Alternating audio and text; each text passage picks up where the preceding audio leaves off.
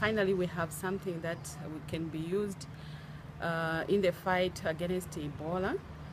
The vaccination will be used in situations where you have an outbreak. Concernant la vaccination contre l'Ebola, c'est bon, c'est une idée vraiment très agréable et très bénéfique pour la communauté. Mais on se pose toujours la question, quelle tranche d'âge allez-vous donner ce vaccin? This is very good news for Africa since a new vaccine has come. However, it is still a long way before we can be able to use this vaccine in Africa because most vaccines take time to produce.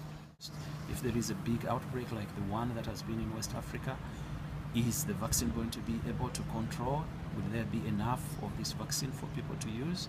Il faut tout d'abord chercher le pays qui pourrait supporter tous les vaccins parce que l'Ebola est devenu pandémique.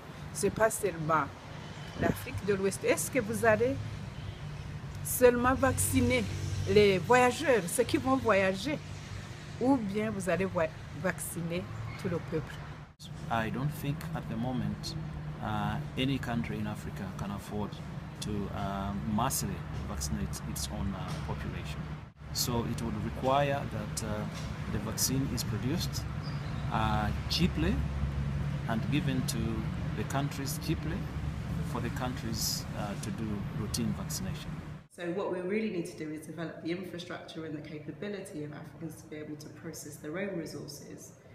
And so really we need to be thinking about how do we build those human resources, how do we educate, how to develop the capability to develop a vaccine and roll it out within Africa. So all stages of development and implementation to be owned by Africans would be the ideal. The vaccine should not stop the countries from doing the prevention of activity to do with Ebola and other viruses and indeed other epidemics. We should do more in terms of infrastructure development, laboratory and surveillance systems to ensure that we actually prevent diseases from occurring.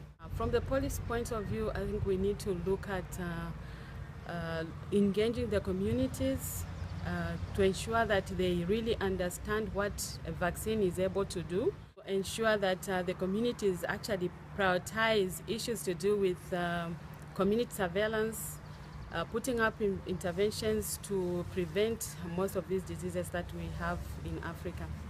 Je trouve mieux de faire la prévention, la surveillance et impliquer la communauté. Engagement should not just come during outbreak activities, but we should have a sustained kind of relationship with the communities so that we are able to build the rapport with communities, to build trust with the communities so that we are able to intervene together with the communities at all times.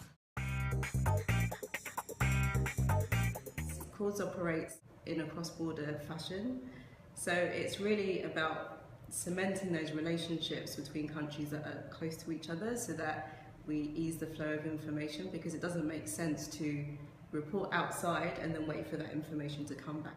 So how can we be faster and smarter about how we process information so that we can target outbreaks in a better way, or actually have the capability to prevent things before they escalate into a crisis.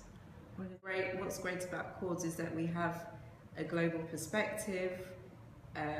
We are the networks and the networks are us, so it's one global family. We're able to take a helicopter view of how things are happening and really identify opportunities that we can seize to catalyse change.